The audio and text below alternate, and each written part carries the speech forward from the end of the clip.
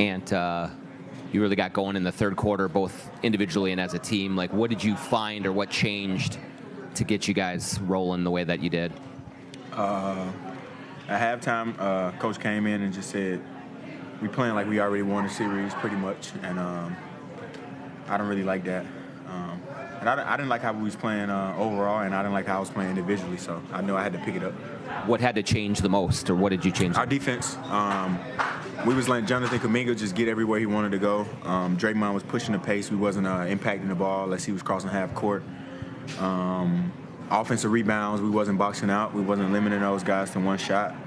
Just game plan mistakes that can't happen if you want to be the championship team and if you want to go to the finals, or Western Conference Finals at least. You can't let those things happen, so we got to be better. And what is it like when you get in one of those runs like you were offensively there in the third quarter?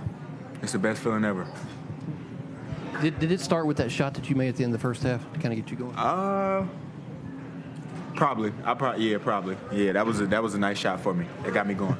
And Fitch was saying that you were one of the most vocal guys at halftime tonight. Were you delivering some of that message that you were just talking about before? Like, what was your message to the team at halftime? Yeah, I told them we only got 2 wins. I've never seen a series end 2-1. So I told them, we got to get 2 more wins, and right now we playing like we already got 4 wins. Like, we playing like they're going to lay down. And knowing this team, knowing their head coach, they're never going to lay down. So we had to figure it out, man, because if we would have kept playing like that, we would have lost tonight. And I was inside talking to a couple of your teammates about your run in the third quarter, what it was like, and they said you could hear the pain in the crowd. When you're on the road, you can hear the pain in the crowd. What does that do for you when you hear that? Oh, it's just satisfaction. Just the best satisfaction ever. And what's your leadership role and Julius's leadership role on this group, and how do you guys play well off of each other's games? Leadership roles is not really.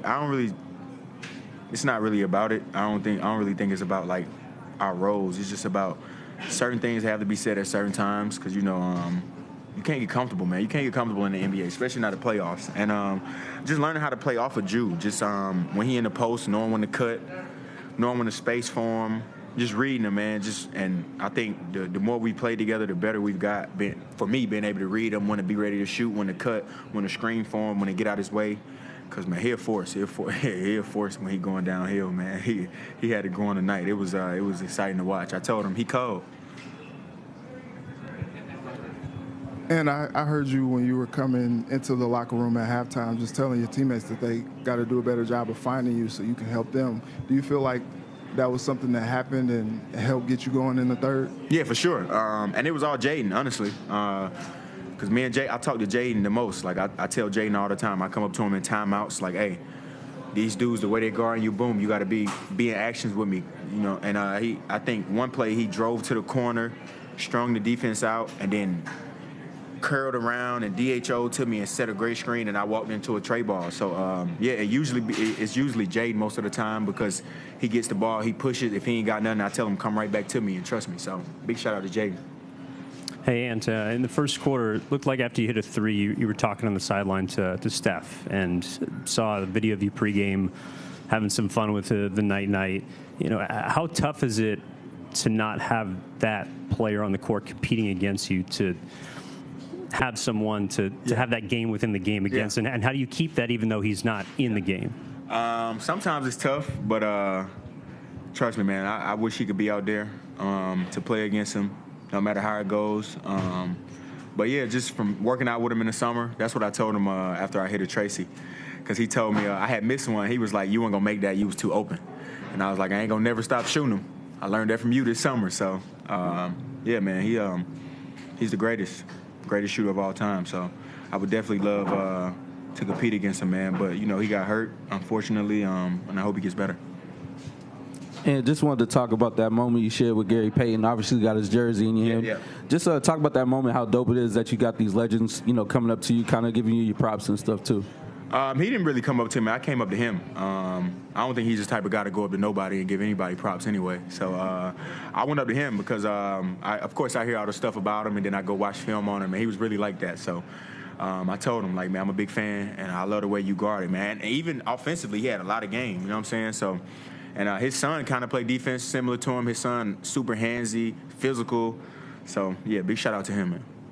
Hey, and at what point of this, maybe the regular season, did it like register in your head that Julius had like this level of offensive game and being able to do what he's been able to do in this series? You said during the regular season? Yeah, like when did you realize Julius? I think when he came back from injury, man. When he came back from injury, it was just like, it was like a whole different person. Yeah, pretty much. I don't even really know what else to say. It just, when he came back from injury for that Phoenix game, it was like, oh yeah, we might be on to something. So yeah, I think that was a turning point. Hey, and even when you've had big games, you're conscious about saying Jaden's the MVP or singling out, Nas or Julius or whoever. Why is that important to you to be like their biggest cheerleader? That's what it's about, man. Want to see your teammates succeed. Want to see your teammates shine. Not even my teammates, my brothers. I mean, we're going to battle every night. We play 82 games. We be with each other 8-9 months out of the year. So those guys like my brothers, man. And it's nothing like seeing them compete and produce at a high level, because that makes everybody happy. And I can't wait to come in here and praise them every time, every chance I get. Because I know everybody want to give me the credit, but I can't do it without those guys. So, yeah, they the MVP every night, every single night, man. They come and play. They play their balls off, and I can't ask them for nothing better. Ant, last series, you mentioned a couple times the late-night conversations you and C. Hines would have, trading clips, reading defenses. How are those late-night sessions come about with you two, and how important, how frequent are they, and how important are they, just that conversation late at night between you two to your success in breaking down a defense and navigating the playoffs?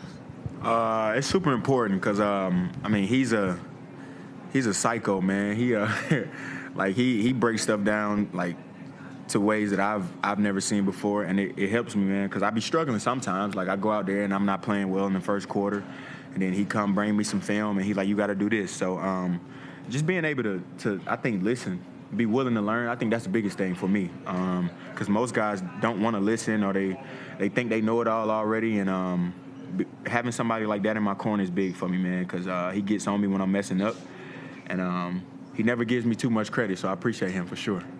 Awesome. Thanks, man. Yeah.